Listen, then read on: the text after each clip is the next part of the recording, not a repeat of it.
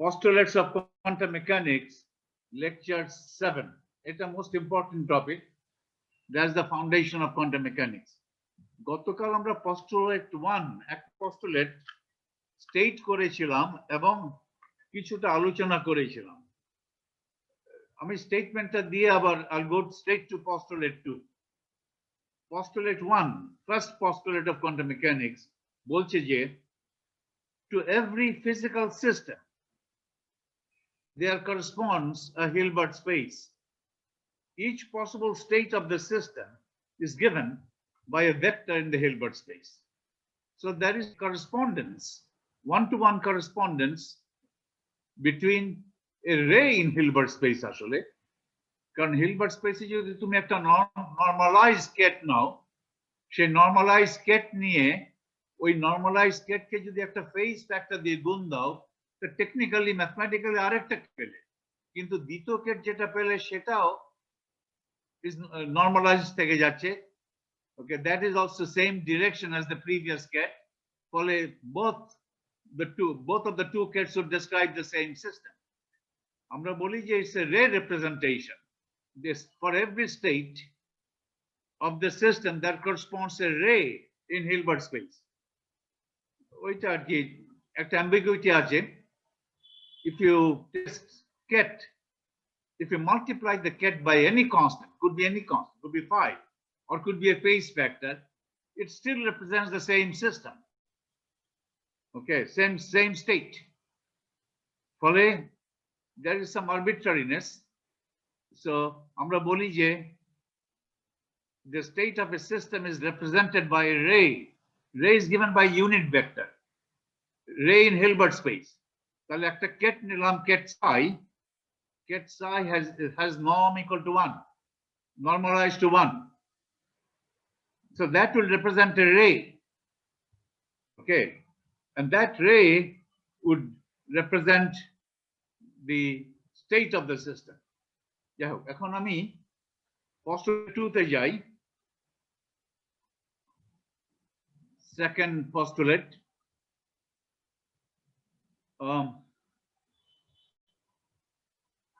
এটা কিন্তু তোমরা সংকট থেকে পড়বে। You should not rely on my notes only. You should read it from সংকটটা পড়ো। ওকে, এখন postulate 2টা স্টেট করি, তারপরে আলোচনা করব। To every physical quantity there corresponds a Hermitian operator acting in the Hilbert space of the system. Hermitian এর H বড় হাতের হবে। In particular, the operators x and p, operators x and the conjugate momentum p, x er conjugate p. X operator represents motion, is the operator for motion on the x-axis. সেই মোশনের কারণে যে momentum হবে, এটা হচ্ছে momentum conjugate two x. এটা আসলে p এর সঙ্গে একটা সাবস্ক্রিপ্ট x লাগাতে হবে। আমরা লাগাই না, আমরা ওয়ান ডাইমেনশনাল কথা বলি বলে আর লাগাই না। থাকলে x এর সঙ্গে লাগাতে হবে px, y এর সঙ্গে py. Every coordinate x, y, z would have a corresponding conjugate moment. তাহলে x অপারেটর, ওটার কনজুগেট অপারেটর হচ্ছে px আসলে।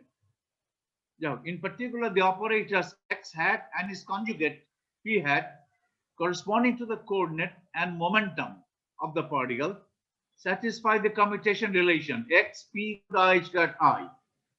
এখানে x hat px hat equal to I got I. অত অ্যাকুরেট নোটেশনে আমরা যাওয়ার চেষ্টা করি না, উজ্জ্ব রাখি। 3 ডাইমেনশন থাকলে 3টা লিখতাম, x hat px equal to I got I, y hat py equal to I got identity, z hat pz equal to I got identity. এটা লিখতাম। ওকে, এখন একটু ডিসকাস করি।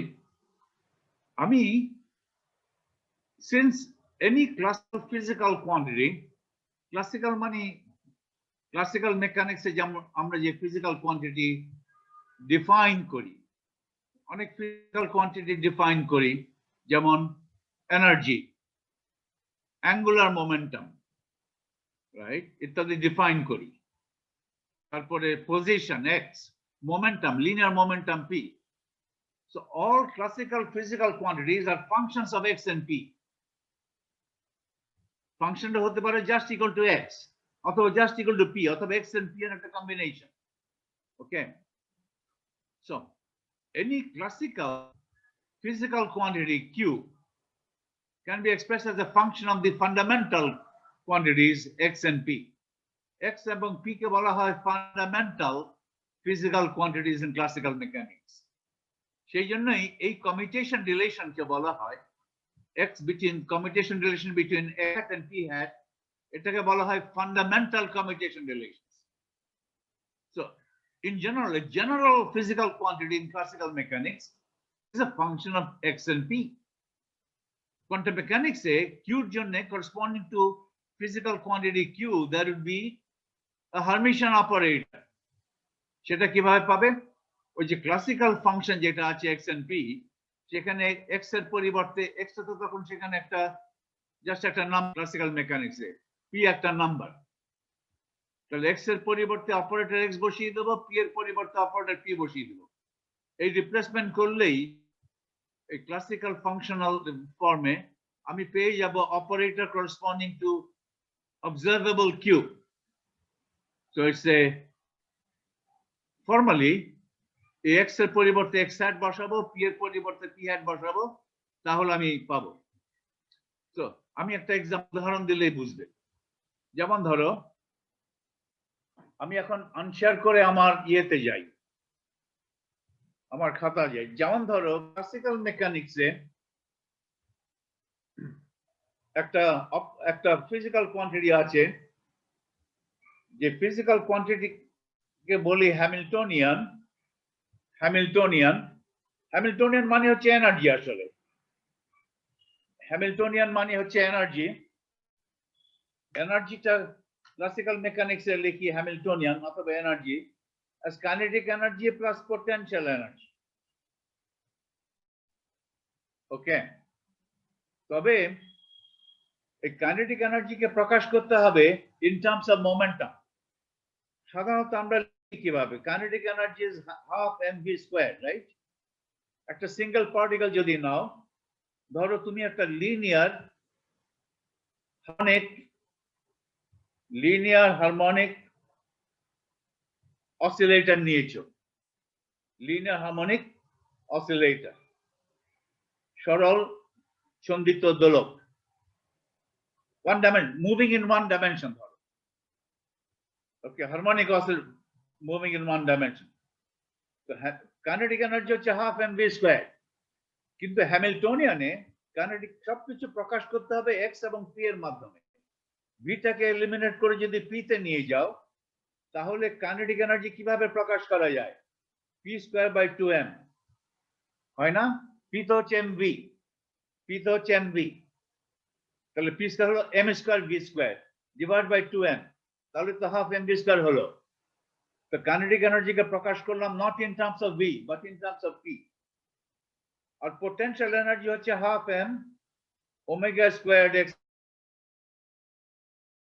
Square.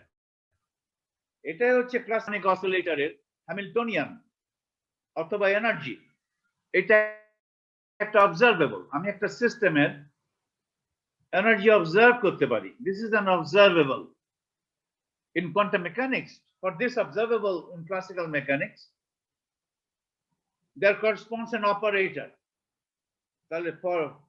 For the observable h, which is the energy in classical mechanics, there corresponds a Hermitian operator h hat. h hat কিভাবে পাবো? Classical formula যেখানে p ছিল সেখানে p এর পরিবর্তে যে অপারেটর সেটা দিয়ে দেব, ডিভাইড বাই 2m, আর x এর জন্য যে অপারেটর ছিল সেখানে অপারেটর বসিয়ে দেব। So this becomes an operator, Hamiltonian operator in quantum mechanics. So if there is a classical dynamical variable যদি থাকে, if I have a classical dynamical variable, যেমন h is a dynamical variable which is a function of x and p, তাহলে ওটার corresponding quantum mechanical operator would be obtained by the substitution number x to operator x and number p in classical mechanics to operator p. এভাবে পাবো। আমি আবার back করে শেয়ারে যাই, screen শেয়ারে যাচ্ছি।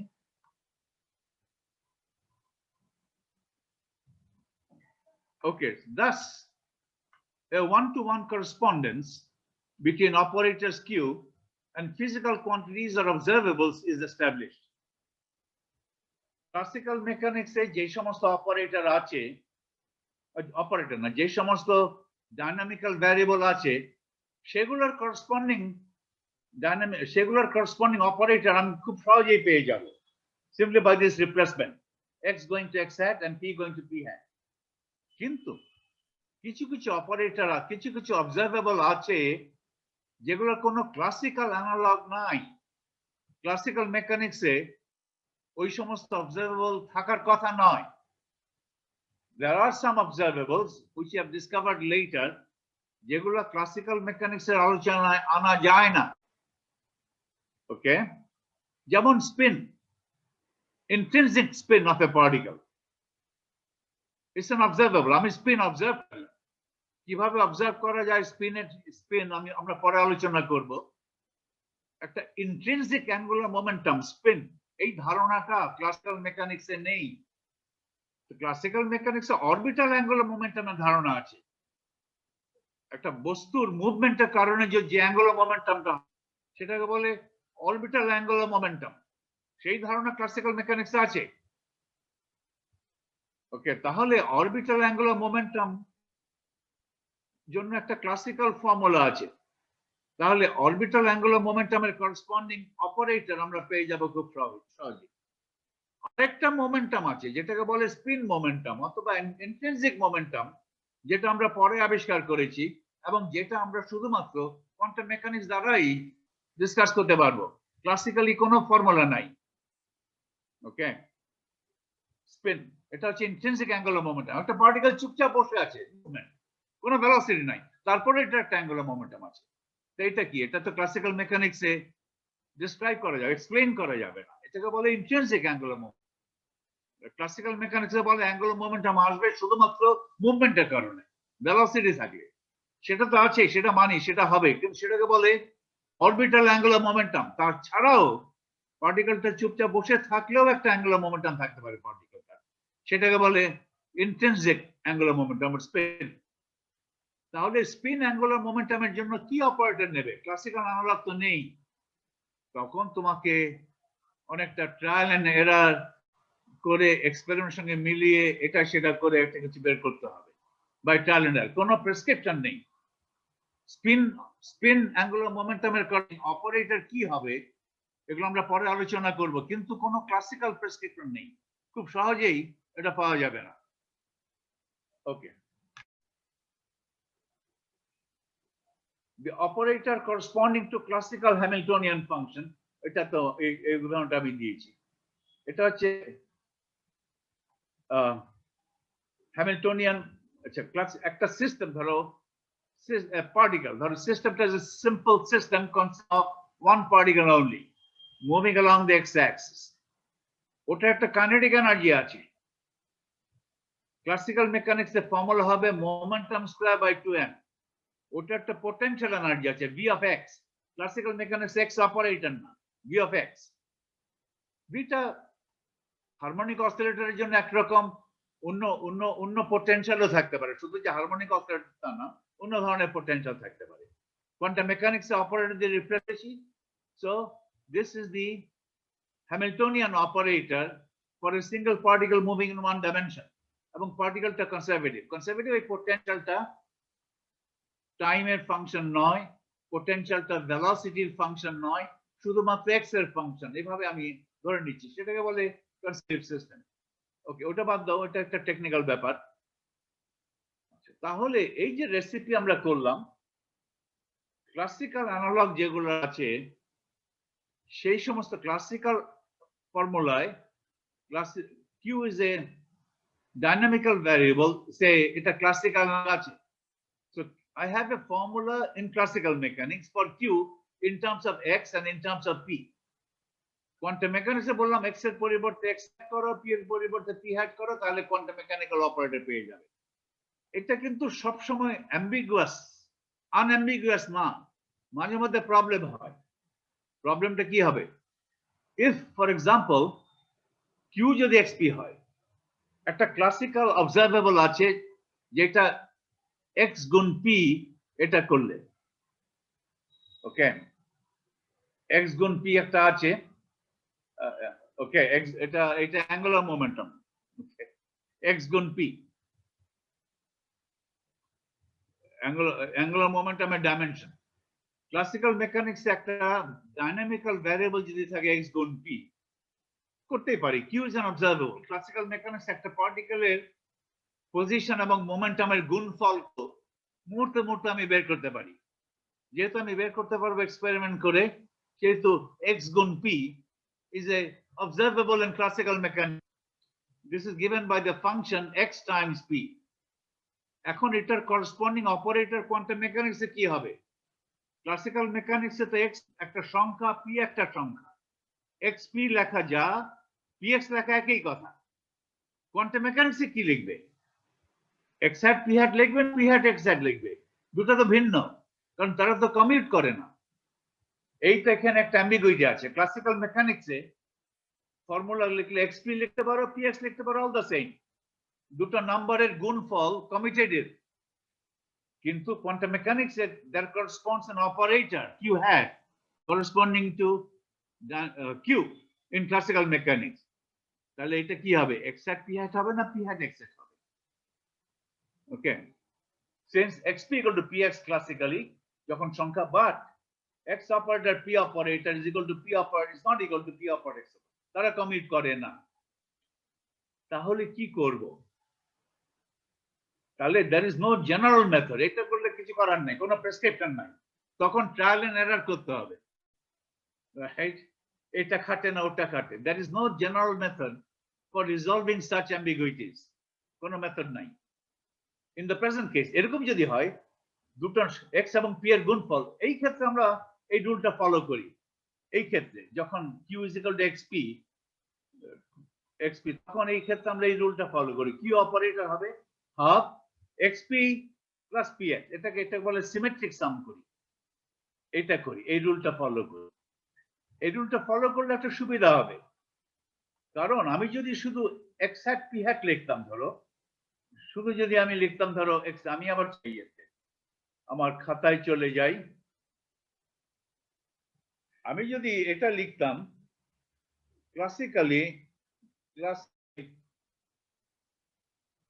হ্যামিল্টনিয়ান ফাংশন অথবা এনার্জি ইজ xp, xp লেখা px লেখা same. mechanically for h there is an operator h hat, আমি যদি এটা লিখতাম, সঙ্গে সঙ্গে প্রশ্ন আসবে না কেন p hat x hat লিখবো না কেন? আচ্ছা, তুমি আরো যুক্তি দেখাতে পারো, না লেখা তো কোনো কারণ নেই, কারণ ক্লাসিক্যালি xp তো ইকুয়াল টু px। তাহলে হ্যামিল্টনিয়ান শুধু x hat p hat লিখলে তুমি ইয়ে করতে পারো, অবজেকশন দিতে পারো যে p hat x hat লিখলেন না কেন? কোন যুক্তিতে আপনি x hat p hat লিখলেন? এই যুক্তি শুধু x hat p hat লিখলে আরেকটা প্রবলেম আমি দেখছি, এইটা তো আর ইয়ে হচ্ছে না, হারমিশন হচ্ছে না, এটা তো নট হারমিশন, এটা নট হারমিশন, xp হারমিশন নয়, কারণ xp যদি থাকে, এটা যদি ড্যাগার নেই, দুটো অপারেটর x আলাদাভাবে হারমিশন, p আলাদাভাবে হারমিশন, কিন্তু তাদের প্রোডাক্ট কিন্তু আলাদাভাবে হারমিশন নয়, কারণ দুটো হারমিশন অপারেটরের প্রোডাক্টের হারমিশন কনজুগেট যদি নেই, যে কোনো দুটো অপারেটরের গুণফলের ড্যাগার যদি নেই, হারমিশন কনজুগেট যদি নেই, তাহলে এটা হচ্ছে উল্টা অর্ডারে p hat x, p dagger x dagger, p হচ্ছে হারমিশন অ্যাডজয়েন্ট of p, x হচ্ছে হারমিশন adjoint of x, product xp এর হারমিশন অ্যাডজয়েন্ট ইকুয়াল টু উল্টা অর্ডারের হারমিশন অ্যাডজয়েন্টের product p hat x।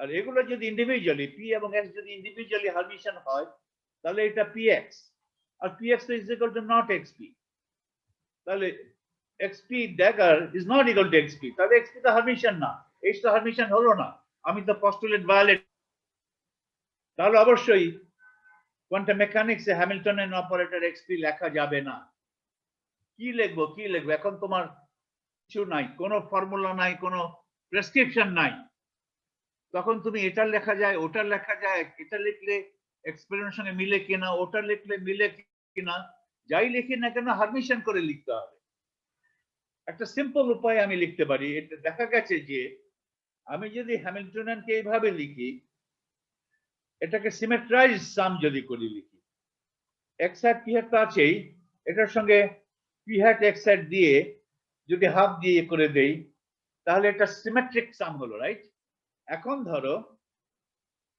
Symmetric সাম হলো মানে হচ্ছে এক্স এবং পি যদি ইন্টারচেঞ্জ করো এক্স হ্যাট এবং পি হ্যাট যদি ইন্টারচেঞ্জ করো তাহলে কিন্তু এইচ ঠিক আছে এটা সিমেট্রিক সাম এটা সিমেট্রিক সাম করে লিখবো সিমেট্রিক সাম করে লেখা মানে হচ্ছে এইচ এমন ভাবে লিখবো কারণ ক্লাসিক্যাল মেকানিক্স আমি এটা লিখতে পারতাম ক্লাসিক্যাল মেকানিক্সে তো হ্যামিল্টনিয়ান যে ফাংশন আছে এক্সপি এক্সপি তো আমি এভাবে লিখতে পারি হাফ এক্সপি প্লাস পিএক্স এটা তো কারণ এক্সপি পিএক্স তো কমিউট করে ক্লাসিক্যাল মেকানিক্স ওটা লিখতে পারি কোয়ান্টাম মেকানিক্স যদি সেভাবে লিখি এক্সপি যোগ পিএক্স এটা সিমেট্রিক সাম হিসাবে যদি লিখি এর জায়গায় পি বসাই পি এর জায়গায় এক্স বসাই তাহলে এইটা হয়ে যায় ওইটা আর ডান দিকের টার্মটা হয়ে যায় দ্বিতীয় টার্ম হয়ে যায় প্রথম টার্ম এইচ ঠিকই থাকে এটা সিমেট্রিক সাম এটা হারমিশন অ্যাডজয়েন্ট কিনা এটা হারমিশন কিনা এইচ ড্যাগার করে দেখো হারমিশন কিনা হ্যাঁ এক্স পি ড্যাগার এটা কত P dagger x dagger H P dagger কত পি ড্যাগার এক্স ড্যাগার আবার P dagger equal two P x dagger equal to x এটার অ্যাডজয়েন্ট করলে দ্বিতীয় টার্মটা পাচ্ছি যোগ দ্বিতীয় টার্মে অ্যাডজয়েন্ট করো পি এক্স ওটার অ্যাডজয়েন্ট তাহলে এটা কি উল্টা অর্ডারে এক্স ড্যাগার পি ড্যাগার বা X dagger equal to X P dagger to P এটা পাচ্ছি এক্স পি তাহলে এখন Hermitian adjoint equal to the operator H. Adjoint of H is equal to H. So H is Hermitian operator. এইভাবে করে লিখলে এই ক্ষেত্রে যখন Hamilton classical Hamiltonian is product of X and P তখন কোয়ান্টাম মেকানিক্সে যদি এইভাবে সিমেট্রাইজ সাম করে অপারেটর গুলোর সিমেট্রাইজ সাম করে লিখি তাহলে দেখা গেছে যে এক্সপেরিমেন্টের সঙ্গে মিলে তাহলে এটাই কিন্তু সব সময় কিন্তু এই ধরনের অ্যাম্বিগুইটি রিজলভ করা সম্ভব হয় না আমি অ্যাম্বিগুইটিটা রিজলভ করলাম আচ্ছা এটা এই ক্ষেত্রে ধরো এইভাবে লিখলেন এইভাবে লিখলে নোটিস ইনসিডেন্টালি দ্যাট দ্য সিমেট্রাইজেশন এটা সিমেট্রাইজ করে লিখেছি renders Q Hermitian. Symmetrization is the answer. Symmetrization কিন্তু সব সময় করা যায় না Symmetrization is the answer as long as Q does not involve products of 2 or more powers of X with 2 or more powers of P. এরকম যদি থাকে X square P cubed plus যদি থাকতো xp না থেকে যদি থাকতো ক্লাসিক্যাল ফর্মুলা যদি থাকতো x square p cubed xp না থেকে x square p cubed product of 2 or more powers of x with 2 or more powers of p ওকে তখন কিন্তু সিমেট্রাইজেশন করা যায় না এটা আমি ঠিক করে দেখিনি তোমরা একটু করে দেখতে পারো রাইট ওকে এগুলো টেকনিক্যাল ম্যাটারস এগুলো একটু ইয়ে থাকলো ঠিক আছে একটু ধোঁয়াটে থাকলেও ঠিক আছে ওকে এটা হলো নেক্সট পস্টুলেট 3 এটা দেখো এটা ইম্পর্টেন্ট এটা হচ্ছে না এটা হচ্ছে মেজারমেন্টস এখন কোয়ান্টাম মেকানিক্যাল মেজারমেন্টস আসছে practical quantum mechanics. প্রথম দুটো postulate বলে there is a one-to-one correspondence between the state of the system and the ket in Hilbert system. One-to-one correspondence বলে there is a one-to-one correspondence between a state and a ray in the Hilbert space. Postulate 1 টা আবার বলি, for every physical system there is a Hilbert space, and the state of this system at any moment in time is given by a normalized ket of the Hilbert space. অথবা বলতে পারো there is a one-to-one correspondence. One-to-one correspondence ঠিক না আসলে, right? আসলে it's a ray correspondence. ray মানে হচ্ছে normalized unit vector, কিন্তু ওটা তো ambiguous. একটা normalized unit vector K normalized vector in the ket space, Hilbert space কে একটা phase factor দিয়ে গুণ দিলে normalized মান থাকে। আজকে কথাটা আটকে যাচ্ছে। তার মানে one-to-one correspondence কথাটা বলে যাও। আবার বলি, postulate to every physical system there corresponds a Hilbert space, and the state of the system at any moment of time is represented by a normalized ket or normalized vector in the Hilbert. One-to-one কথাটা পাবো। এটা হচ্ছে একটা correspondence between a ket in the Hilbert space and the state of the system. দ্বিতীয়টা আরেকটা correspondence to every dynamical variable or to every measurable quantity of a system. Measurable quantity অথবা dynamical variable কাকে বলে? যে সমস্ত জিনিস আমি measure করতে পারি। আমি একটা সিস্টেমটার যে পার্টিকেল হয়, সিস্টেমটার পার্টিকেলটার পজিশন মেজার করতে পারি, মোমেন্টাম করতে পারি, এনার্জি, অ্যাঙ্গুলার মোমেন্টাম, স্পিন, এগুলো সব dynamical variable, measurable. For every measurable quantity of a system, for every dynamical variable of a system, dynamical variable, measurable quantity একই কথা। To every measurable quantity of a physical system, there corresponds a Hermitian operator. Hermitian operator কিভাবে পাবে তোমার ব্যাপার। ওই dynamical ভ্যারিয়েবলের যদি classical analogue থাকে, তখন by a simple replacement, x going to x hat and p going to p hat, তুমি ডাইনামিক্যাল ভ্যারিয়েবলটা পেতে পারো। কিন্তু এখানেও অনেক সময় অ্যাম্বিগুইটি হবে। আর তোমার ডাইনামিক্যাল ভ্যারিয়েবলের যদি কোনো ক্লাসিক্যাল অ্যানালগ না থাকে, তাহলে এই করেসপন্ডেন্স দেখে করা যাবে না, তখন অন্য পন্থা অবলম্বন করতে হবে। কি পন্থা অবলম্বন করবে সেটা তোমার ব্যাপার, কোয়ান্টাম মেকানিক্স সেটা বলে না। ওকে, এটা তোমাকে you have to discuss trial and error. এখন postulate 3 আসো। Postulate 3 and 4 they are measurement postulates. Okay, postulate 3 পড়ো। The only possible result of the measurement of a physical quantity, measurable quantity, dynamical variable, সব একই জিনিস। The only possible result of the measurement of a physical quantity A is one of the eigenvalues of the corresponding Hermitian operator A hat. এখানে h বড় হাতে। একটা dynamical variable যদি measure করো, সিস্টেমটা একটা পার্টিকুলার স্টেট সাইতে আছে, যাক যে কোনো স্টেটে থাকতে পারে, একটা পার্টিকুলার স্টেটে সিস্টেমটা আছে, তখন তুমি সিস্টেমটার একটা ডাইনামিক্যাল ভ্যারিয়েবল মেজার করলে তুমি উত্তর পাবে one or another of the eigenvalues of the Hermitian operator corresponding to that dynamical variable. এর বাইরে কোনো আনসার আসবে না। ধরো তুমি এনার্জি মেজার করলে একটা সিস্টেম, ওকে, তোমার যে উত্তরটা পাবে, মেজারমেন্টের result would be Hamiltonian operator যেটা আছে, এনার্জি করসপন্ডিং যে অপারেটর আছে h hat, h hat এর তো একটা আইগেন ভ্যালু স্পেকট্রাম আছে, ওই স্পেকট্রাম থেকে একটা সংখ্যা পাবে, বাইরের কোনো সংখ্যা পাবে না। কোন সংখ্যাটা পাবে, কোন সংখ্যাটা পাওয়ার সম্ভাবনা কত সেটা পরে দেখা যাবে। এটা বলছে যে the only possible result of the measurement of a physical quantity A is one of the eigenvalues. এইটা না হলে ওটা, কিন্তু যেটা হবে সেটা A এর, এই অপারেটর A এর eigenvalue হতে হবে, is one of the eigenvalues of the corresponding Hermitian operator A. ওকে, এখন এখান থেকে বোঝা যাবে হারমিশন কেন হতে হবে। ডাইনামিক্যাল ভ্যারিয়েবলের করসপন্ডিং যে অপারেটর A hat আমরা নিয়েছি সেটা কেন হারমিশন হতে হবে। Since the eigenvalues of a Hermitian operator are real, it follows that the result of a measurement of a physical quantity is a real number. সেটাই তো হওয়া উচিত। এনার্জি মেজার করি, এনার্জি তো আমরা জানি যে এটা একটা রিয়েল সংখ্যা। যত ফিজিক্যাল অবজারভেবল সবগুলোই তো রিয়েল।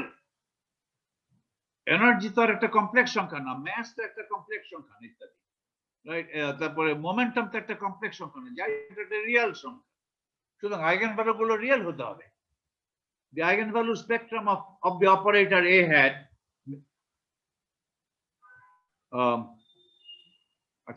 এটা আবার পড়ি। Since the eigenvalues of a Hermitian operator are real, it follows that the result of a measurement of a physical quantity is a real number. এটা তো it must be complex number হলে ভুল হতো। এখন এর অপারেটর A এর eigenvalue গুলো কি হতে পারে? The eigenvalue spectrum of A hat may be discrete or may be continuous or partly discrete and partly continuous.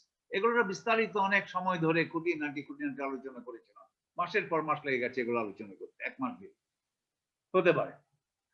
Thus measurements may yield discrete values.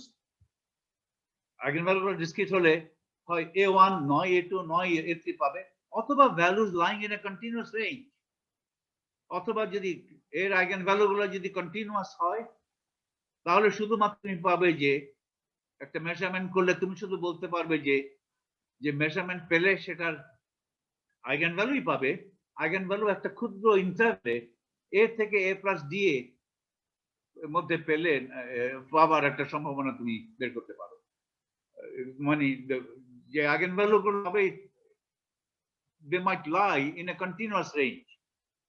Discrete হতে পারে হয় A1 নয় A2 নয় A3, অথবা কন্টিনিউয়াস হলে এই পার্টিকুলার রেঞ্জে একটা পার্টিকুলার রেঞ্জ অফ ওই কন্টিনিউয়াস স্পেকট্রামের একটা পার্টিকুলার রেঞ্জের মধ্যে আইগেনভ্যালু গুলো পাবে।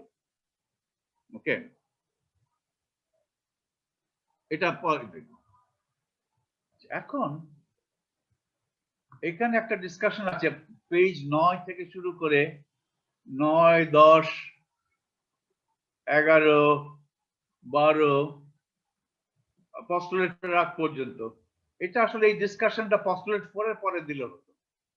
এখন যেটা আগে অতীতে আমি খুব ভালো করে আলোচনা করেছিলাম, অনেক সময় নিয়ে, ভালো করে মানে অনেক সময় নিয়ে, তোমরা তখন বুঝতে পেরেছিলে কিনা, তোমরা তখন সিরিয়াস ছিলে কিনা, তোমরা তখন বাসায় গিয়ে সেটা নিজেরা পড়ে কিনা, সেটার উপর নির্ভর করবে তোমরা ওইটা মনে রেখেছো কিনা। আমি তো সময় নিলাম 1 মাস 2 মাস এই ছোট্ট জিনিস পড়াতে, কিন্তু তোমরা যদি ওই 2 মাসটা আনইউটিলাইজ করে রাখো, ওই 2 মাসে যদি কোনো বাসায় গিয়ে আবার রিভিশন দিলে না, শঙ্করের বইটা পড়লে না, কোনো বই পড়লে না, ওগুলো এখন ভুলে গেছে, টোটালি ভুলে গেছে। ওকে, দেখো কি জিনিস ভুলে গেছেন, দেখা যায় বুঝতে পারি। পস্টুলেট 3 এবং পস্টুলেট 4 এর পরে এই আলোচনাটুকু 9 থেকে 12 নম্বর আলোচনা করলে ভালো হতো, কিন্তু আলোচনাটা যেহেতু আগেই করে ফেলেছি তাহলে দেখো এটা আলোচনাটা সেরে নেই। কিন্তু আলোচনাটা কি? আচ্ছা, পস্টুলেট 3 তো হলো। আচ্ছা, দি আইগেন ভেক্টরস। আমি তো পস্টুলেট 3 তো বললো যে আমি যদি সিস্টেমের একটা ডাইনামিক্যাল ভ্যারিয়েবল মেজার করি তাহলে মেজারমেন্টে আমি কি পাবো? I'll get one of the eigenvalues of the corresponding Hermitian operator. এর বাইরে কোন উত্তর আসবে না। ওকে, আমি ডিসক্রিট আইগেনভ্যালু নিয়েই কথা বলি। আমার আইগেনভ্যালু গুলো যদি কন্টিনিউয়াস রেঞ্জে ভ্যারি করে তখন অন্যভাবে লিখতে হবে অঙ্কগুলো। এর আইগেনভ্যালু স্পেকট্রাম যদি হয় a1 a2 a3 a4 ইত্যাদি ডিসক্রিট নোটেশনে ব্যবহার করলাম, তাহলে অবজারভেবল এ যদি মেজার করো তাহলে হয় 1 পাবে, নয় a2 পাবে, নয় a2 পাবে, কোনটা পাবে দেখা যাবে, কিন্তু এর বাইরে কোনো উত্তর পাবে না। ওকে, এইটা এবং পস্টুলেট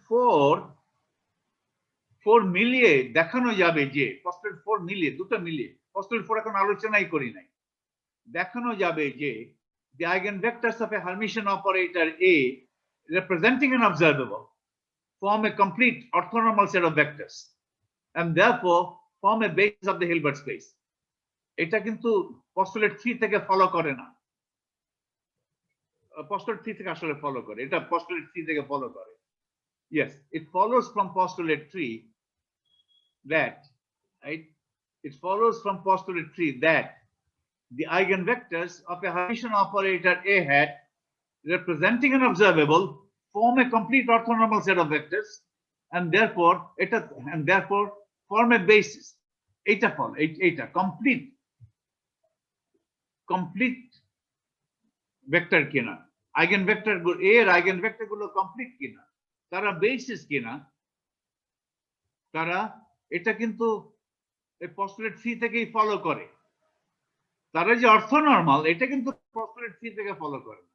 অর্থনর্মাল তারা যে এই যে হার্মিশন ওটা থেকেই ফলো করে অর্থনর্মাল, কিন্তু তারা যে কমপ্লিট এবং তারা যে ফর্ম এ বেসিস এটা postulate 3 থেকে ফলো করে, এবং কিন্তু বুঝতে গেলে postulate 4 লাগবে। এটা কিভাবে postulate 3 থেকেই ফলো করে সেটা, আচ্ছা সেটা postulate 4, আচ্ছা postulate 4 লাগবে, ঠিক আছে। postulate 4 ওটা বুঝতে গেলে postulate 4 লাগবে।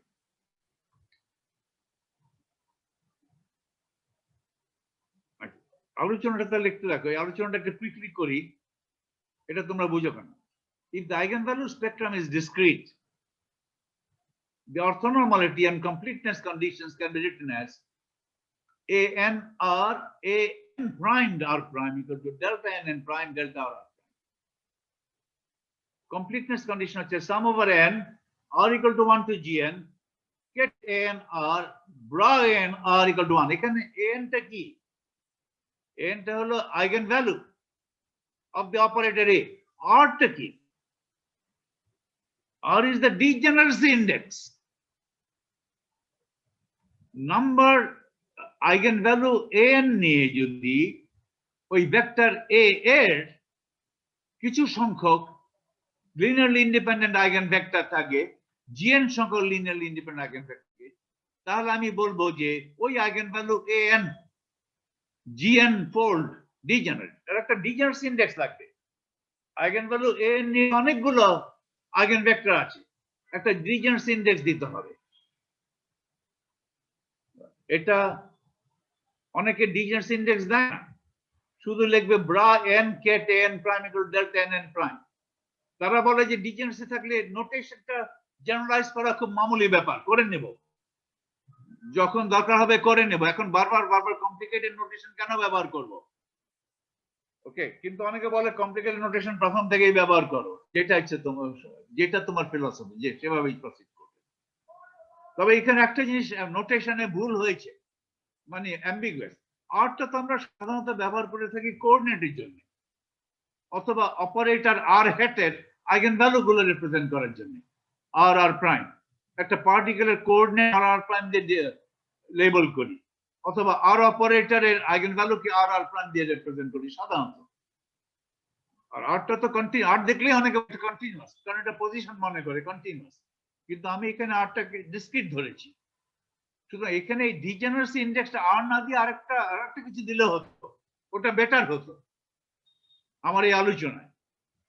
an এর corresponding degeneracy index আমি দিতে পারতাম আলফা an, ওকে, অথবা জাস্ট আলফা n। আমি আবার অপারেটর a আছে, এটার আইগেনভ্যালু স্পেকট্রামের মধ্যে an আছে, ইত্যাদি আছে, right? n equal to 1, n equal to 2, তাহলে আমি লিখবো an,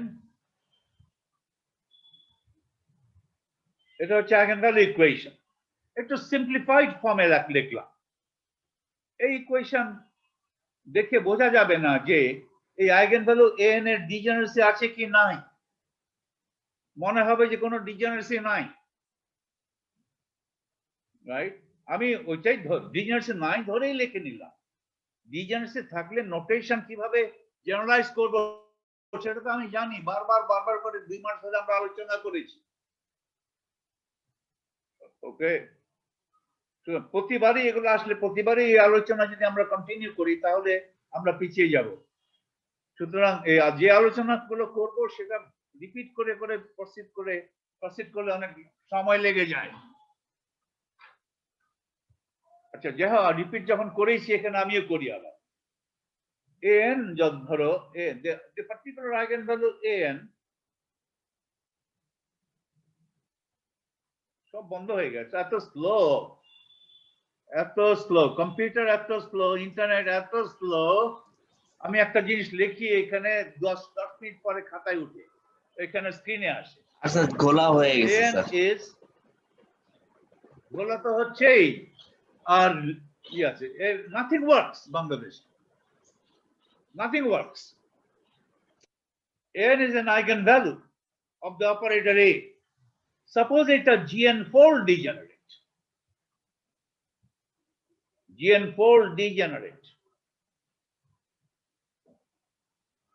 তার মানে এই একই আইগেনভ্যালু নিয়ে gn সংখ্যক linearly independent eigenvector আছে। So I should have another mark of distinction, another mark, and আরেকটা লেবেল লাগবে। এই কেটে শুধুমাত্র n দিলেই চলবে না, n দিয়ে যে gn সংখ্যক আইগেনভেক্টর আছে সেগুলোকে আমি কিভাবে দেখাবো? n দিয়ে 1 নম্বরটা, n দিয়ে 2 নম্বরটা, এই করে করে কয়টা আছে? n নিয়ে gn সংখ্যক আছে। তার মানে এখানে আরেকটা ইন্ডেক্স দিতে হবে n। আমি আনফরচুনেট ইন্ডেক্স দিয়ে ফেলছি আর, রাইট? এটা কনফিউশন সৃষ্টি হওয়ার ব্যবস্থা করেছে আর কি। আর দেখেই লোকে মনে করে যে এটা তো কন্টিনিউয়াস।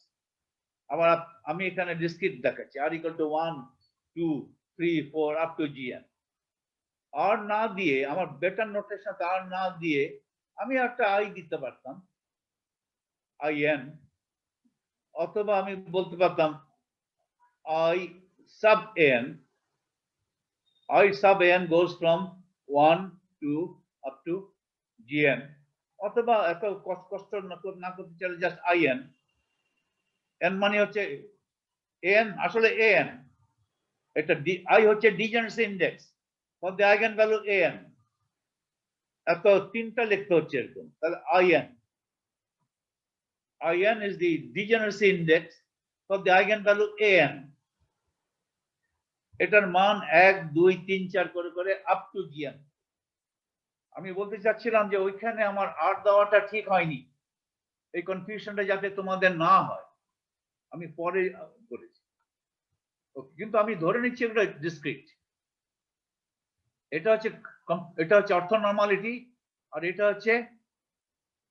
হচ্ছে কমপ্লিটনেস। দে ফর্ম এ কমপ্লিট সেট, কমপ্লিটনেস। কিভাবে সেট হলো সেটা একটু পরে দেখব। In the above, এই যে সমস্ত above equation a and r এর মান 1 to gn are the eigenvectors of a with eigenvalue an, with the same eigenvalue an. The degeneracy of this eigenvalue is of the order of gn. That is, there are gn linearly independent eigenvectors with eigenvalue an. In other words, the eigen subspace of an is of dimension gn. Eigen subspace Hn, অথবা eigen subspace corresponding to eigenvalue an, or eigen subspace of an. এটা কি? এটা Hilbert স্পেসের একটা part. কোন পার্টটা? Hilbert স্পেসের সেই অংশটুকু যেটাকে স্প্যান করা যাবে by this degenerate eigenvectors. Fixed an কিংবা এবং n টাকে ফিক্স রেখে যদি r টাকে ভ্যারি করাও, এই gn সংখ্যক, এখানে তো gn সংখ্যক আইগেনভেক্টর আছে, এই gn সংখ্যক লিনিয়ারলি ইন্ডিপেন্ডেন্ট আইগেনভেক্টর দিয়ে যেই সাবস্পেসটাকে স্প্যান করা যাবে সেই সাবস্পেসটাকে বলা হবে আইগেন সাবস্পেস অফ an। এবং এটাকে ডিনোট করা হবে h sub n অথবা simply h sub n. The degenerate eigenvectors corresponding to a particular eigenvalue an are not necessarily orthogonal to each other. তারা যে অর্থোগোনাল হবে এমন কোনো কথা নেই, অটোমেটিকলি অর্থোগোনাল হবে না। কারণ আমরা যে বলে যে হার্মিশন অপারেটরের আইগেন ভ্যালু গুলো অর্থনর্মাল বলে বসি, অর্থনর্মাল ফর ডিফারেন্ট, একটা হার্মিশন অপারেটরের আইগেন ভেক্টর গুলো অর্থনর্মাল, ঠিক আছে, কিন্তু সেখানে একটা কথা আর বলা হয়নি শেষে, প্রোভাইডেড আইগেন ভেক্টরস আর অর্থনর্মাল, প্রোভাইডেড আইগেন ভ্যালুস আর ডিফারেন্ট। এই কথাটা অনেকে উজ্জ্ব রেখে বলে, তখন কনফিউশনের সৃষ্টি হয়। Eigenvectors of a Hermitian operator having different eigenvalues are orthogonal. এটা প্রমাণ, এটা জেনারেল প্রপার্টি, এটা অটোমেটিক। কিন্তু একই আইগেন ভ্যালু নিয়ে যদি 10টা আইগেন ভেক্টর থাকে, এই 10টা আইগেন ভেক্টর নিজেদের মধ্যে অর্থোগোনাল হবে এমন কোনো কথা নাই। কিন্তু কথা হচ্ছে এই 10টা আইগেন ভেক্টর গুলোর এমন ভাবে লিনিয়ার কম্বিনেশন নেব, লিনিয়ার কম্বিনেশন নেওয়ার পরেও কিন্তু তারা আইগেন ভেক্টর থেকে যায় with the same eigenvalue এ। ওকে, এমন ভাবে এই 10টার মধ্যে লিনিয়ার কম্বিনেশন নেব যে লিনিয়ার কম্বিনেশনে আরো 10টা পাবো, যে দ্বিতীয় সেট যে 10টা পেলাম ওই 10টা পারস্পরিক অর্থনর্মাল। এটা আমাকে করে নিতে হলো, এটা একটা কনস্ট্রাকশন করে নিতে হলো। এই প্রসিজারকে বলে Schmid or Gram-Schmid procedure, orthogonalization procedure. The degenerate eigenvectors corresponding to a particular eigenvalue n are not necessarily orthogonal to each other. তারা অর্থোগোনাল হবে এমন কোনো, তারা লিনিয়ার ইন্ডিপেন্ডেন্ট, কিন্তু অর্থোগোনাল হবে এমন কোনো কথা নেই, অটোমেটিক হবে না, কিন্তু আমি অর্থোগোনাল করে নেব। However, by following the Schmid orthogonalization procedure, we can make them orthogonal. করে নিলাম।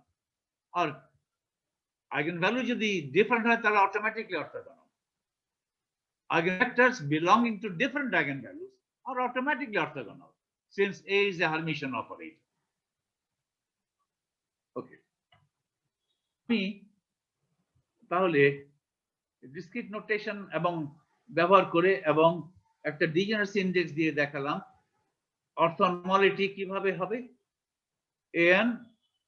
n প্রাইম, n যদি n প্রাইমের সমান না হয় তাহলে এটা শূন্য, n যদি n প্রাইমের উপরে সমান হয় তাহলে এটা 1, সমান হওয়ার পরে আবার r এবং r প্রাইম সমান দেখতে হবে, আদারওয়াইজ শূন্য হবে। n এবং n প্রাইম সমান হলেও যে এটা শূন্য হবে না এমন কোনো গ্যারান্টি নাই, কারণ r এবং r প্রাইম ওটাও সমান হতে হবে, কারণ আমি অর্থনর্মাল করে নিয়েছি। এই যে দ্বিতীয় ডেল্টা ফাংশনটা দিলাম, এটা আমার Schmid অর্থোগোনালাইজেশন প্রসিজার করার জন্যই r প্রাইম লিখলাম। আর এইটা এই প্রথম ডেল্টা ফাংশন an এবং n প্রাইম সমান না হলে r এবং r প্রাইম যাই হোক না কেন এটা শূন্য। এটা তোমার প্রপার্টি অফ হার্মিশন অপারেটর। আচ্ছা, এইভাবে লেখা। আচ্ছা, এমন হতে পারে যে eigen value spectrum is purely continuous. Operator a এর আইগেন ভ্যালু স্পেকট্রাম যদি পিওরলি কন্টিনিউয়াস হয় তখন অর্থনর্মালিটি এবং কমপ্লিটনেস কন্ডিশন কিভাবে লেখা যায়, তখন কমপ্লিটনেস কন্ডিশন এভাবে লিখবো, দিয়ে এখানে হবে ইন্টিগ্রেশন ওভার এ। আগে লেখা ছিল সাম ওভার, আগে ছিল n দিয়েছি n এবং সাম ওভার n দিয়েছি, এখন সাম ওভার আইগেন ভ্যালু না করে integration over the eigen value. এই হচ্ছে আইগেন ভ্যালু। কন্টিনিউয়াস হলে কোনো ইন্ডেক্স দেওয়া যাবে না। এইগুলো হচ্ছে কন্টিনিউয়াস আইগেন ভ্যালু যেগুলো ভ্যারি করে over a certain domain.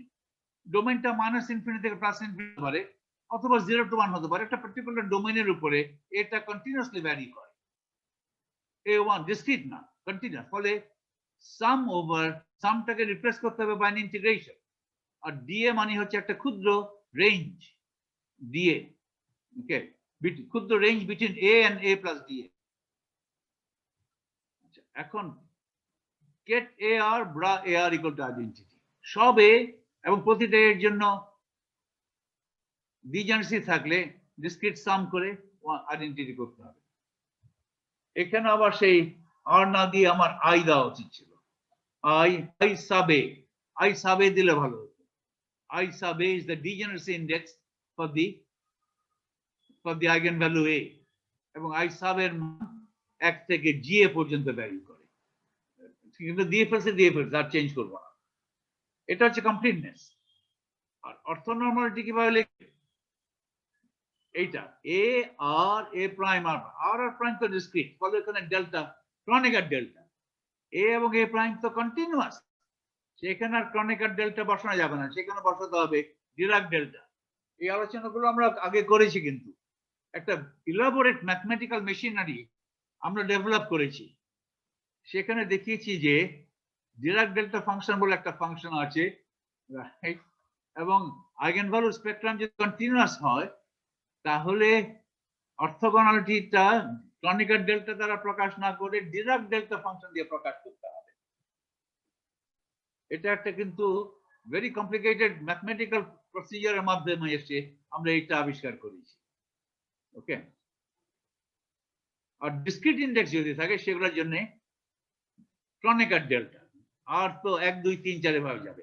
Delta 1 2, delta 1 2 হলে 0, ডেল্টা 1 1 হলে 0 না 1, ডেল্টা 2 2 হলে 1, আবার ডেল্টা 0 হলে 1 না, ডেল্টা 0 হলে ইনফিনিটি। ওকে, এভাবে লিখবো। আর if the eigenvalue spectrum is partly discrete and partly continuous, তখন কিভাবে লিখবো?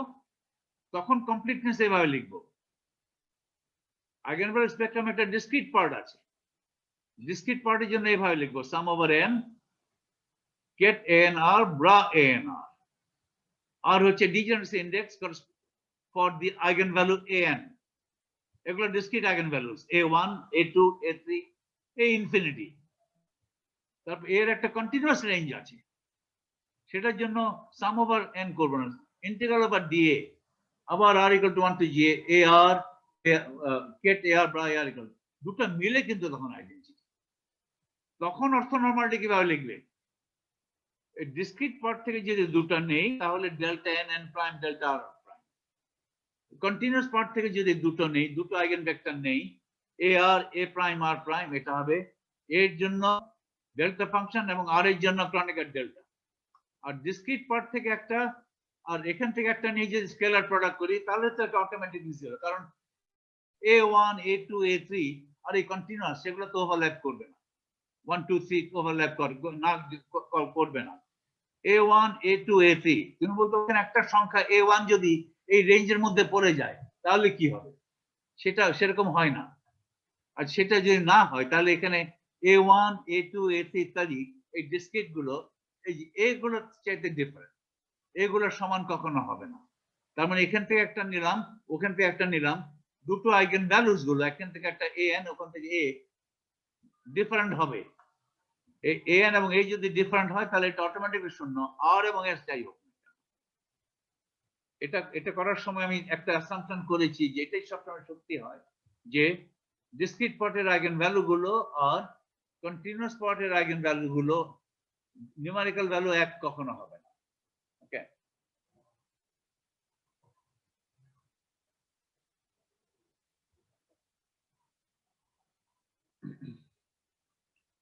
তুমি বলতে পারো যে এমন যদি হয় এগুলো তো একটা সংখ্যা, এগুলো একটা নেগেটিভ সংখ্যা হতে পারে, পজিটিভ সংখ্যা হতে পারে, a1 a2 a3 a infinity। আর এখানে এগুলো একটা সংখ্যা, that is over a certain range. Infinity যদি এই ডিসক্রিট গুলো যায় তাহলে তো এখানে একটা ডিসক্রিট ভ্যালু এই রেঞ্জের মধ্যে পড়ে যেতে পারে। সাধারণত আমরা দেখবো যে পড়ে না। এমন হবে যে এমন হয় যে সাধারণত এমন হয় যে n এর মান যদি নেগেটিভ হয় ধরো, তখন এগুলো ডিসক্রিট হয় মাইনাস, তখন a1 a2 a2 ইনফিনিটি আছে কিন্তু এর মানগুলো সব নেগেটিভ। আর এর মান যখন পজিটিভ হয় তখন এগুলো কন্টিনিউয়াস হয়, নেগেটিভ আর পজিটিভ তো এক হবে না, ফলে এ এবং an আলাদাই থাকবে, রিয়েল লাইনের আলাদা জায়গায় থাকবে, একই জায়গায় রিয়েল লাইনের অবস্থান নেবে না। এটা করা যাবে। এগুলো সমস্ত কমপ্লিকেশনস অফ কোয়ান্টাম মেকানিক্স। ওকে, এগুলো ইন ডিটেইলস, ওগুলো রিসার্চের সঙ্গে খুব করে। এখন ধরো the state vector psi এগুলো যদি কমপ্লিট সেট গঠন করে, তার মানে কমপ্লিটনেস কন্ডিশন যদি ওবে করে, এটা হচ্ছে মোস্ট জেনারেল, এটা মোস্ট জেনারেল ফর্ম। ডিসক্রিটও থাকতে পারে, কন্টিনিউয়াস থাকতে পারে। এটা হচ্ছে কন্টিনিউয়াস, এটা হচ্ছে ডিসক্রিট কন্টিনিউয়াস, দুটোই একসঙ্গে আছে, এবং এটা হচ্ছে কমপ্লিটনেস কন্ডিশন। এই ফাংশনস গুলো, এই আইগেন ফাংশনস গুলো অনেকগুলো আছে, ইনফিনিট সংখ্যক আছে, an r, an 1 to infinity, আর height a varying over A continuous, সবগুলো মিলে কমপ্লিট সেট, সবগুলো মিলে বেসিস। এটা হচ্ছে কমপ্লিটনেস কন্ডিশন। তাহলে যে কোনো ফাংশন, যে কোনো ভেক্টর সাই কে এইভাবে এক্সপ্যান্ড করা যাবে। এটা সাই দিয়ে যদি দেই, সাইয়ের সঙ্গে স্কেলার প্রোডাক্ট an r এর সঙ্গে সাম ওভার n সাম ওভার r, আর সাইয়ের সঙ্গে scalar product with ar integral over a integral over r, এইভাবে লেখা যাবে। আর সাইটাকে যদি নরমালাইজ করো, নরমালাইজেশন কন্ডিশন কিভাবে লেখা যাবে? এটা এই যে ওভার সাই এবং an r, এটা একটা সংখ্যা, এটা একটা সংখ্যা। এই সংখ্যাটা দুটো ইন্ডেক্সের উপর নির্ভর করবে। একটা হচ্ছে এগুলো ডিসক্রিট, এখানে তো an ডিসক্রিট, আর তো সবসময় ডিসক্রিট। তাহলে এই যে এখানে স্কেলার প্রোডাক্ট করলাম, এই সংখ্যাটা দুটো ইন্ডেক্সের উপরে ভ্যারি করবে, দুটো ডিসক্রিট ইন্ডেক্সের উপর ভ্যারি করছে, একটা n, দ্বিতীয়টা r। তাহলে এটা লিখবো আমি, এই সংখ্যাটাকে আমি লিখবো একটা c, n সাবস্ক্রিপ্টে দেব n এবং r।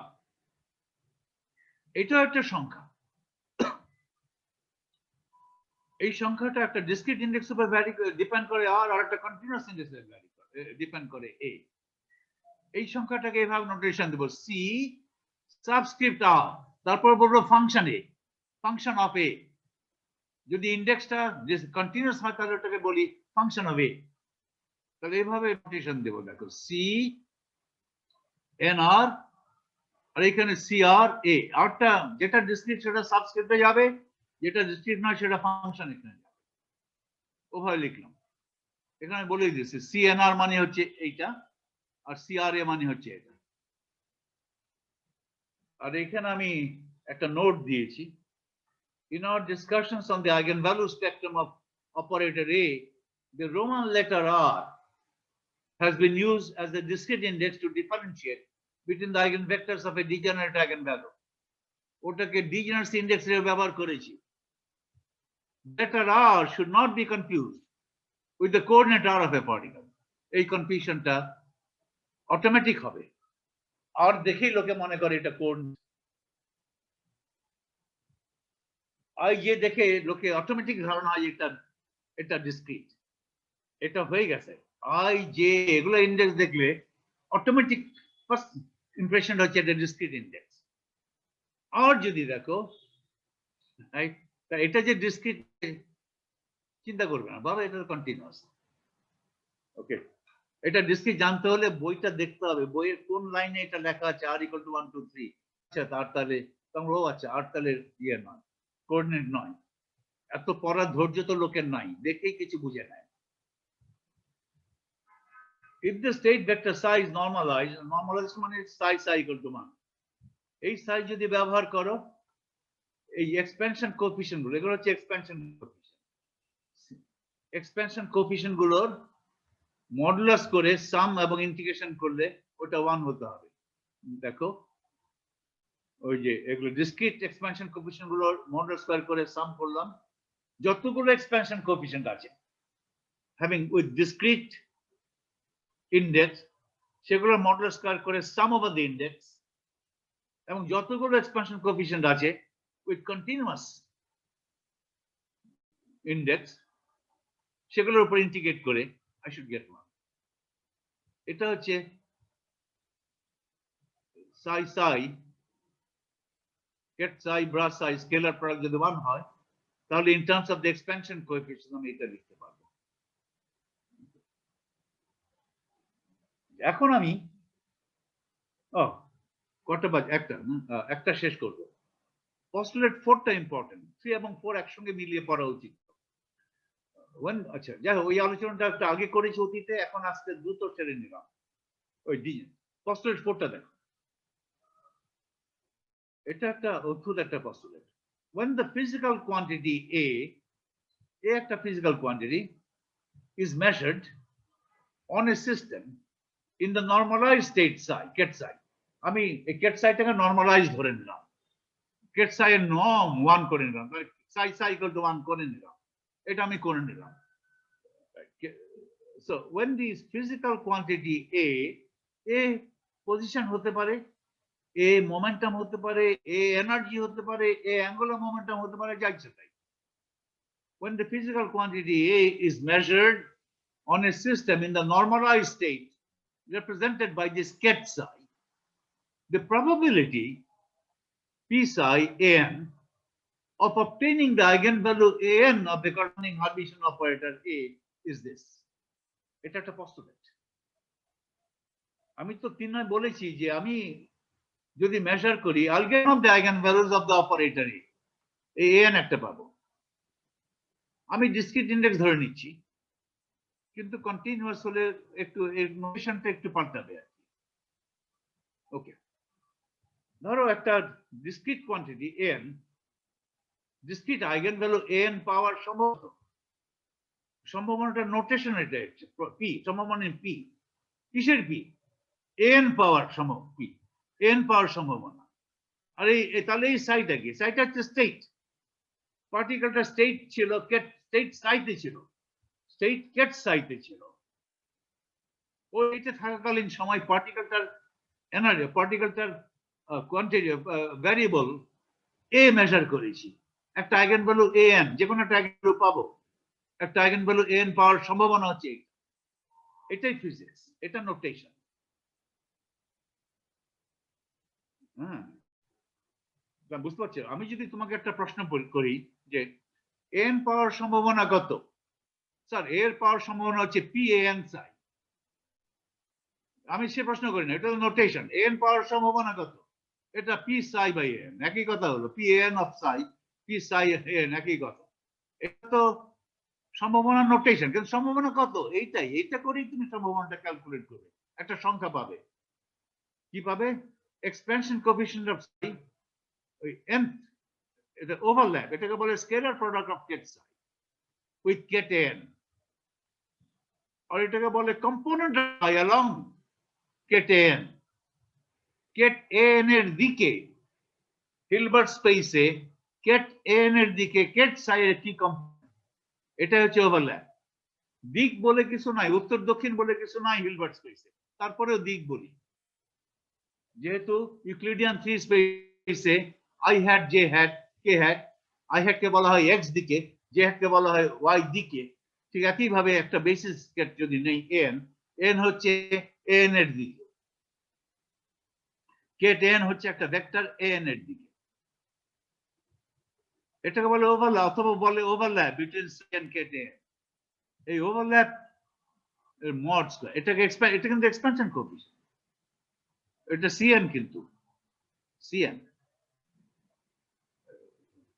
এক্সপেনশন কোএফিসিয়েন্ট এর c1 c2 c3 থাকে। c1 হচ্ছে psi a1, আর c2 হচ্ছে psi a2, c3 হচ্ছে psi a3, এভাবে। তাহলে এটা হচ্ছে scalar product of psi with an, এটার মড স্কয়ার। শুধু এটা করলে তো এটা কমপ্লেক্স নাম্বার হতো, আর প্রবাবিলিটি রিয়েল সংখ্যা হবে, মড স্কয়ার। ওকে, এটা হচ্ছে প্রবাবিলিটি, এটা একটা পস্টুলেট, স্বতঃসিদ্ধ। আচ্ছা, if the eigenvalue an is Gn-fold degenerate, এই eigenvalue an নিয়ে যদি Gn সংখ্যক আইগেনভেক্টর থাকে, তখন প্রবাবিলিটি কিভাবে লিখবে? তখন প্রবাবিলিটি লিখতে হবে এইভাবে, একটা সাম করে নিতে হবে, sum over i, degeneracy index over sum করতে হবে। এখন an এর ডিজেনারেসি ইনডেক্স দেওয়া হলো i এর মান 1 থেকে gn, আর এই যে কেটস গুলো এখানে ব্রা দিয়েছি, ket ani গুলো, ওগুলো তো বেসিস, এই ket ani গুলো, ani i equal to 1 to gn, এই gn সংখ্যক কেট দিয়ে একটা আইগেন বেসিস, একটা আইগেন সাবস্পেস কে স্প্যান করা যায়। সেই আইগেন সাবস্পেস হচ্ছে eigen subspace corresponding to the eigenvalue n, সেটা gn ডাইমেনশনাল। এগুলোকে আমি অর্থনর্মাল করে দিয়েছি, এখানে এই ফর্মুলা খাটাতে হলে এগুলোকে অর্থ নরমালাইজ করে নিতে হবে। তাই বলেছি ওয়্যার এই কেটস গুলো এটা এখানে বড় আছে স্কেলার বড় করছি। এই কেট এন আই গুলো কেন বলছি এন ফিক্সড, কিন্তু এন ফিক্সড থেকে আইটা ভ্যারি করছে 1 to gn, ডিসক্রিটলি ভ্যারি করছে gn। দে আর অর্থ নরমালাইজড, এখানে অর্থ নরমালাইজ করতে হবে। Ortho normalized eigenvectors of A, all belonging to the same eigenvalue A. So these are the degenerate eigenvalue. Or corresponding eigenvectors ke tumi bolte paro degenerate eigenvectors. After degenerate eigenvector bolo na, eigenvectors corresponding to a degenerate eigenvalue. এভাবে লিখতে হবে। আর যদি in case of continuously distributed eigenvalues, তখন কিভাবে probability কি?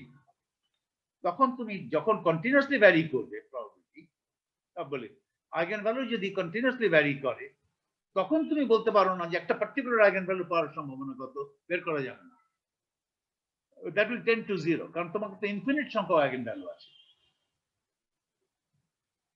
এটা বুঝতে হবে তোমাকে কেন করি আমরা এটা। ধরো তোমার এর আইগেন ভ্যালু যদি ধরো এটা কন্টিনিউয়াসলি যদি ভ্যারি করে, continuously vary করে ধরো from 0 to 1, ধর তার মানে a say a eigenvalue a belongs to the is a member of the set 0 to 1, continuously vary করে say over this range। অথবা বলতে পারো a continuously vary করে from -infinity plus infinity। Operator a এর eigenvalue spectrum শুধু continuous হতে পারে, শুধু ডিসক্রিট হতে পারে, এবং পার্ট ডিসক্রিট পার্ট কন্টিনিউয়াস হতে পারে। ওকে,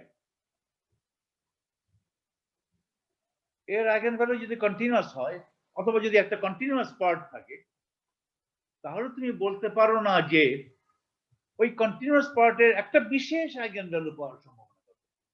ওই কন্টিনিউয়াস রেঞ্জের মধ্যে যেই রেঞ্জে এ ভ্যারি করে 0 to 1, 0 to 1 এর মধ্যে কত সংখ্যক নাম্বার আছে, এই ক্ষুদ্র রেঞ্জ 0 to 1, এই রেঞ্জের মধ্যে এই আইগেনভ্যালু এটা কন্টিনিউয়াসলি ভ্যারি করে, তাহলে কয়টা রিয়েল সংখ্যা পাওয়া যাবে? 0 to 1 এর মধ্যে কয়টা রিয়েল সংখ্যা আছে? ইনফিনিট সংখ্যা। তুমি বলতে পারো ওই রেঞ্জের মধ্যে আমি একটা যে কোনো একটা সংখ্যা নিব, সেই সংখ্যাটা বলবো a1, যদি এটা a1 টা ডিসক্রিট আইগেনভ্যালু না, কন্টিনিউয়াস রেঞ্জের মধ্যে একটা সংখ্যা নিলাম a1 পাওয়ার সম্ভাবনা কত বের করলাম, ওই কন্টিনিউয়াস রেঞ্জের মধ্যে আরেকটা নিলাম a2, ওটার প্রবাবিলিটি কত বের করলাম। এইভাবে কয়টা সংখ্যা নেওয়া যাবে 0 to 1 এর মধ্যে? ইনফিনিটি। তাহলে ইনফিনিট সংখ্যক সংখ্যার জন্য প্রবাবিলিটি বের করলাম, এন্ড প্রবাবিলিটি এমন হতে পারে যে প্রবাবিলিটি সাম করে ইনফিনিটি হয়ে গেল। এই সমস্ত প্রবাবিলিটি সাম করতে হবে, সেভাবে করা যাবে না। তার মানে এই সমস্ত প্রবাবিলিটিগুলো সাম করলে কিন্তু it should tend two A finite quantity. Eigenvalue 0 থেকে 1 এ থাকার সম্ভাবনা একটা আছে, একটা ফাইনাইট সম্ভাবনা আছে। ওই সম্ভাবনা কখনো ইনফিনিটি হবে না। তাহলে আমি বলতে চাই যে আইগেনভ্যালু যদি কন্টিনিউয়াসলি ভ্যারি করে ওভার এ সার্টেন রেঞ্জ, তখন তুমি শুধু এটাই বলতে পারো, it varies over a certain range. রেঞ্জটা হচ্ছে ধরো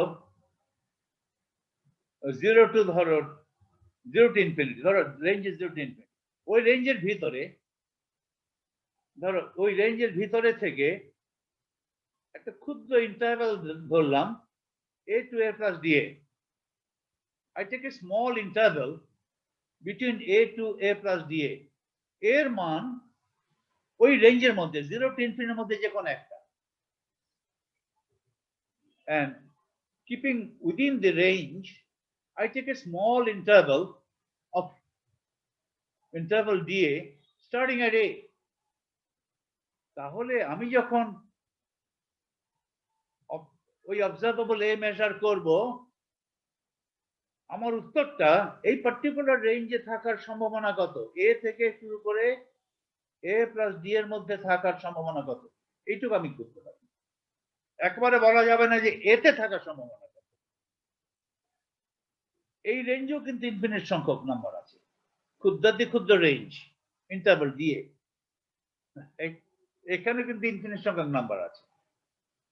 তাহলে ইনফিনিট সংখ্যক নাম্বার থাকলে ইনফিনিট সংখ্যক প্রবাবিলিটি যোগ করে কি হবে এই ডোন্ট নো, ওইভাবে আমরা প্রসিড করব না। আমরা জাস্ট বলবো যে what is the probability that a measurement of A would give me a value which will lie in the infinitesimal interval A to A plus DA. Okay, তাহলে ওটা হচ্ছে DPA।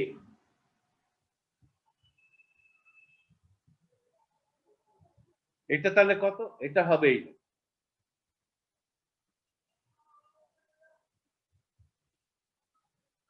আমরা এইভাবে লিখব। এভাবে না লিখলে ম্যাথমেটিক্যালি জাস্টিফাই করা যায় না।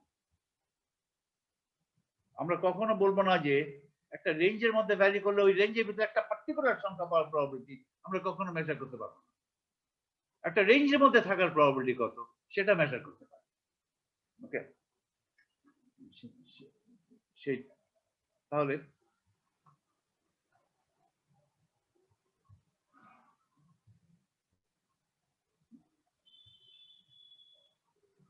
in case of continuously distributed eigenvalues, the probability dp of A sub psi of obtaining a result between A and A plus DA is dp sub psi of eta. Or if there is degeneracy, then degeneracy index উপর সাম করতে হবে, কারণ A তো অনেকগুলো eigenvector থাকতে পারে। এটাই হচ্ছে পস্টুলেট। ওকে, পস্টুলেট তাহলে পস্টুলেট 3 এবং পস্টুলেট 4 মিলে লোকে বলে এগুলো হচ্ছে, এই দুটো পস্টুলেট হচ্ছে measurement postulate.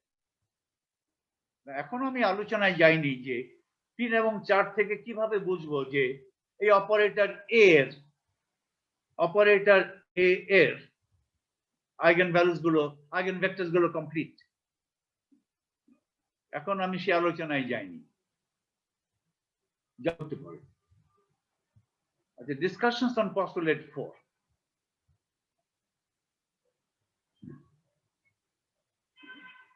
The expectation value of observable A in the normalized state psi is, আমি আবার ডিসক্রিট নোটেশনে ফিরে গেলাম এবং আমার এমন নোটেশন যে as if degeneracy নাই। ডিজেনারেসি থাকলে কিভাবে নোটেশন গুলোকে জেনারেলাইজ করতে হয় আর কন্টিনিউয়াসলি ভ্যারি করলে কিভাবে জেনারেলাইজ করতে হয় সেগুলো আমার জানা আছে, সুতরাং সেগুলো নিয়ে অত মাথায় ঘামাবো না। নোটেশনাল অ্যাসপেক্টস গুলো, নোটেশনাল ডিফিকাল্টি সবসময় থাকবে। আমি এখন ধরো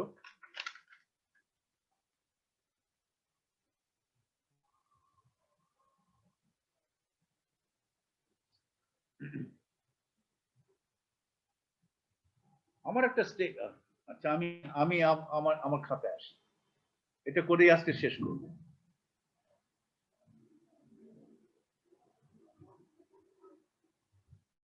আমার স্টেটটা আছে স্যার, আমার ধরো একটা সিস্টেমের স্টেটটা হচ্ছে sir. System could be as simple one particle system. সিস্টেমটার state is given by ket psi. আমি একটা অবজারভেবল এ মেজার করলাম, অবজারভেবল এর করসপন্ডিং একটা অপারেটর আছে এ হ্যাট, এর কিছু আইগেন ভ্যালুজ আছে, আইগেন ভ্যালু স্পেকট্রাম হচ্ছে এন। এখানে আইগেন ভ্যালু স্পেকট্রাম যে একটা ডিসক্রিট একটা কন্টিনিউয়াস পার্ট থাকতে পারে, থাকলো। ওকে, কন্টিনিউয়াস পার্ট থাকতে পারে, এগুলো আমি জেনারেলাইজ করতে পারবো। নোটেশন জানো, এখানে কিভাবে জেনারেলাইজ করবো? আইগেন ভ্যালু স্পেকট্রাম যদি লিখি, আইগেন ভ্যালু স্পেকট্রাম এন, তারপরে এ, ধরো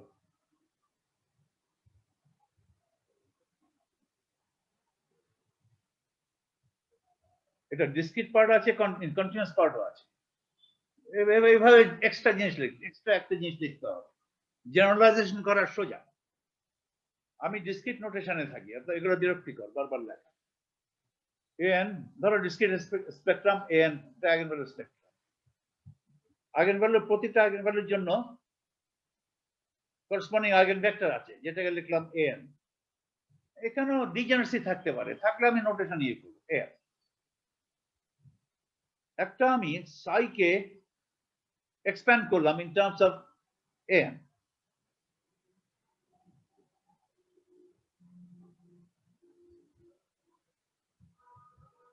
এভাবে এক্সপ্যান্ড করে লিখলাম, এটাকে বললাম সিএন। তাহলে সাম over N CN N.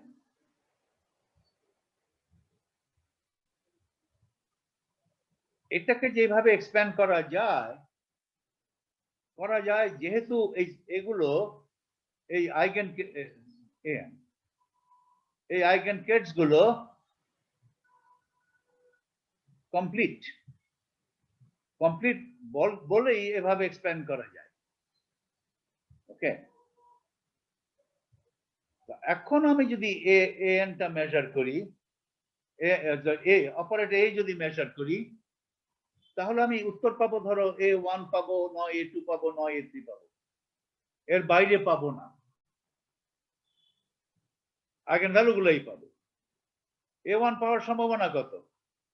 C1 square, তার মানে A1 psi mod square. A2 পাওয়ার সম্ভাবনা কত? C2 mod স্কয়ার, তার মানে কি A2 psi mod এভাবে পাবো। A1 A2 A3 এর বাইরে পাবো না, এগুলাই পাবো। ওকে, এগুলো পাওয়ার সম্ভাবনা যদি সব যোগ করে দেই, তাহলে তো আমার 1 হতে হবে। ওকে, আর যেহেতু আমি দেখছি, এক্সপেরিমেন্ট করে দেখেছি যে এই মেজারমেন্টে এই আইগেন ভ্যালুর বাইরে আর কিছু পাই না। আমি অপারেটর এ যখন মেজার করছি, ডাইনামিক্যাল ভ্যারিয়েবল এ যখন মেজার করছি, এর আইগেন ভ্যালু স্পেকট্রামের বাইরে অন্য কোনো সংখ্যা আমি পাই না। তার মানে এই এক্সপ্যানশনটা ঠিক আছে, এবং অন্য কোনো সংখ্যা পাই না, এবং প্রবাবিলিটি এইভাবেই পাচ্ছি। as if এইভাবে এক্সপ্যানশন করে এই প্রবাবিলিটি যেটা ক্যালকুলেট করি, সেটাই আমি এক্সপ্যানশনের সঙ্গে মিলিয়ে দিতে পারছি। স্পেকট্রামের বাইরে কোনো সংখ্যা পাই না, এবং প্রবাবিলিটি গুলো ঠিকঠাক এসে যাচ্ছে, এবং সবগুলো প্রবাবিলিটির সাম মিলে 1 হচ্ছে। ওকে, তার মানে এই এক্সপ্যানশনটা কারেক্ট আছে। এক্সপ্যানশন কারেক্ট আছে মানে এই সেট এন গুলো, এই কেট এন গুলো কমপ্লিট। ওকে, তার মানে the fact that when I measure the operator A, when I measure the dynamical variable A, operator measure করি না, when I measure dynamical variable A, or when I measure the physical quantity A, then এটার corresponding যে operator আছে A hat, ওই মেজারমেন্টের উত্তর হিসাবে A hat এর যে কোনো একটা আইগেন ভ্যালু আমি পাই। এই আইগেন ভ্যালুর বাইরে অন্য কোনো সংখ্যা পাই না, এবং চতুর্থ পস্তুলেট অনুযায়ী এক একটা আইগেন ভ্যালু পাওয়ার সম্ভাবনা যে ফর্মুলা আছে, সেই ফর্মুলাটাই আমি ভেরিফাই করতে পারি আমার এক্সপেরিমেন্টে, সেই ফর্মুলাগুলো সত্য বলে প্রমাণিত করতে পারি। তার মানে রাইট, সাই এর এক্সপ্যানশন কোএফিশিয়েন্ট গুলোই হচ্ছে প্রবাবিলিটি অ্যামপ্লিটিউড, ওটার স্কয়ার করলে প্রবাবিলিটি হয়, প্রবাবিলিটি অ্যামপ্লিটিউড। তাহলে ওই স্টেট সাইতে আর কোনো প্রবাবিলিটি অ্যামপ্লিটিউড নাই। আমার এখানে যা লেখা আছে সিএন টা প্রবাবিলিটি অ্যামপ্লিটিউড, এখানে যে প্রবাবিলিটি অ্যামপ্লিটিউড লেখা আছে সেটার বাইরে আর কোনো প্রবাবিলিটি অ্যামপ্লিটিউড নাই, কারণ এন এর বাইরে আর কোনো উত্তর আমি পাচ্ছি না। তার মানে এইভাবে প্রকাশ করাটা ঠিক আছে। কেট সাইকে যদি এভাবে প্রকাশ করি, এই প্রকাশটা ভুল নয়। ওকে, তার মানে যে কোনো Kate সাইকে I can write as a combination of the eigenkets an. এভাবে লেখা যাবে। এভাবে যদি লেখা না যেত তাহলে এক্সপেরিমেন্ট করার ফলে এই আইগেনভ্যালু স্পেকট্রামের বাইরেও একটা সংখ্যা পাওয়ার একটা অপরচুনিটি থাকতো। The fact that a measurement of the observable A does not give me any number outside the eigenvalue spectrum of the operator A hat proves that the eigenvectors form a complete set and they form a basis of the Hilbert space. Any ket psi can be expanded as a linear combination of these eigenkets. এই কথাটা কিন্তু postulate 3 তেই ছিল। Postulate 3 তে ছিল। Postulate 3 তে বলছে observe করলে আমি একটা আইগেনভ্যালু থেকে একটা পাবো। সেটাই প্রমাণ করছে যেহেতু আইগেনভ্যালুর বাইরে কোনো নাম্বার পাবো না, এটাই প্রমাণ করছে যে ওই যে করেসপন্ডিং প্রতিটা আইগেনভ্যালুর করেসপন্ডিং যে আইগেনভেক্টর গুলো আছে সেগুলো সবগুলো মিলে একটা কমপ্লিট সেট হয়। ওকে, কমপ্লিট সেট না হলে এই কেট সাইকে ওই আইগেনভেক্টর দিয়ে এক্সপ্যান্ড করা যেত না। এক্সপ্যান্ড করা না গেলে তখন ওই আইগেনভ্যালু গুলোর বাইরেও একটা সংখ্যা পেতে একটা মেজারমেন্ট যখন করবে। এখন আমি এক্সপেকটেশন ভ্যালু এটা করে শেষ করবো। কটা বাজে এখন? গিভ মি 5 মিনিটস না, আর 5 মিনিট দাও। Expectation value. Okay.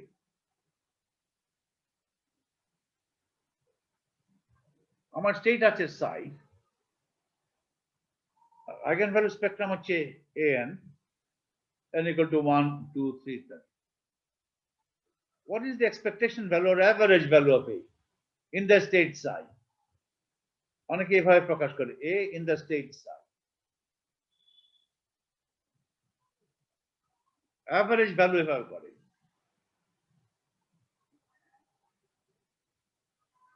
আমি ধরো আইগেনভ্যালু an পাবো। an পাওয়ার সম্ভাবনা কত? p psi an।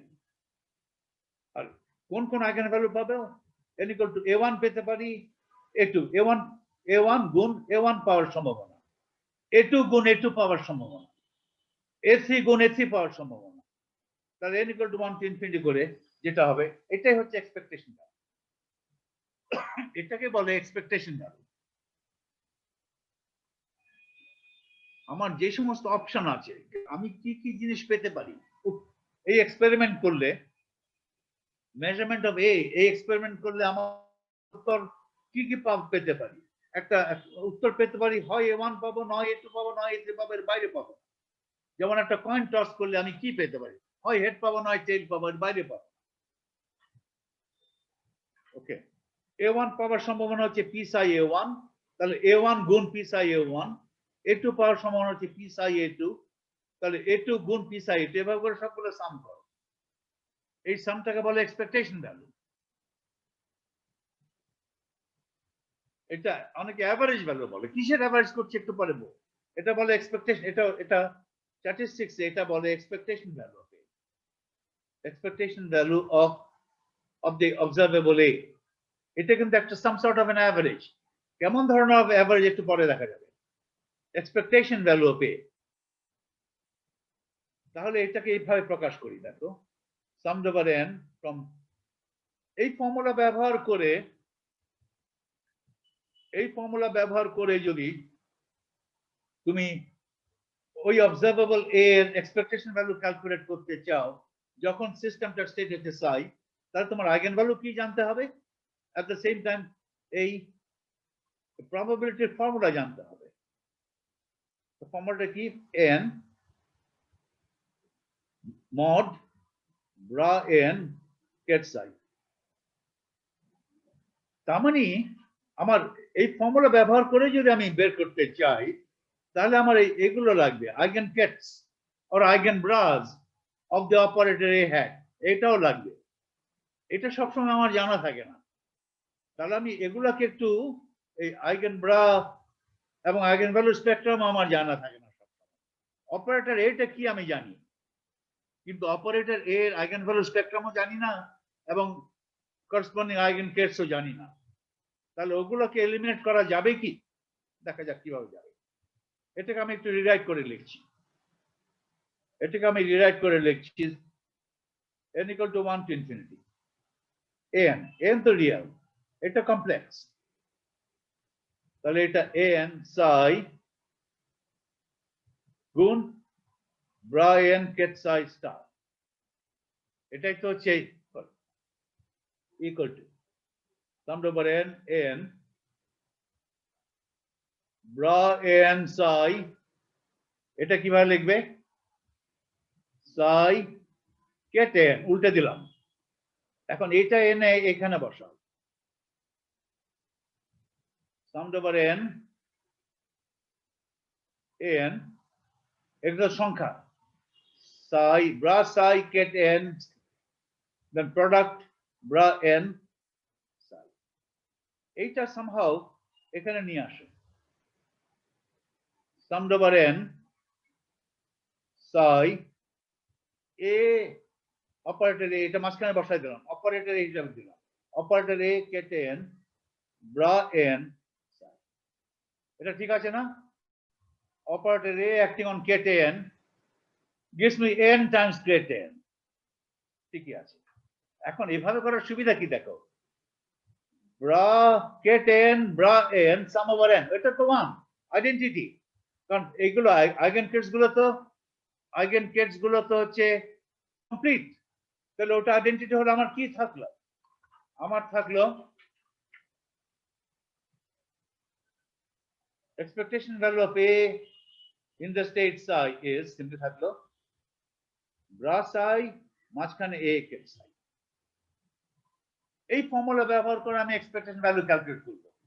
এটা যদি সরাসরি ব্যবহার করি তাহলে আমার an লাগে না, an কত আমার জানার দরকার নাই, আইগেন ভ্যালু কত জানার দরকার নাই, করসপন্ডিং আইগেন কেট কত জানার দরকার নাই, যদিও সংজ্ঞাতে ওগুলো দিয়ে সংজ্ঞাটা দিয়েছি, এক্সপেক্টেশন ভ্যালুর সংজ্ঞা ওইভাবেই করে, কারণ expectation value is an average value.